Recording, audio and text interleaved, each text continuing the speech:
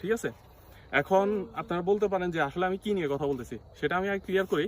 LGBTQ যেটা আছে আমি সেটা নিয়ে আপনাদের সাথে কথা বলতেছি। আমি কয়দিন আগে এলজিবিটিকিউ নিয়ে তো বাংলাদেশে প্রচুর হুলস্থুল অবস্থা।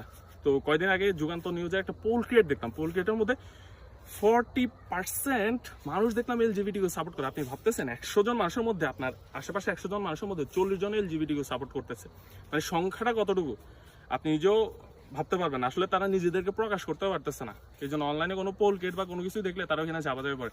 ঠিক তেমনই এইভাবে মানে আমি ওইটা দেখে প্রথমে বিশ্বাস করতে পারিনি। এরপরে আমার ফেসবুক ওয়ালের যে মানে কিছু কিছু মানুষকে দেখলাম বা কিছু কিছু ফ্রেন্ডরে দেখলাম, তারা এগুলি খুব শেয়ার করতেছে। মানে তারপর আমার যা বিশ্বাস হইলো যে ভাই বাংলাদেশে এলজিবিটিকিউ কি কত পরিমাণে আছে, মানে আপনারা সেটা কল্পনা করতে পারবেন না। এলজিবিটিকিউর ম্যাক্সিমাম কোন ইউনিভার্সিটির হয় বা পাবলিক নাকি প্রাইভেটের, এখানে আমি বলবো যে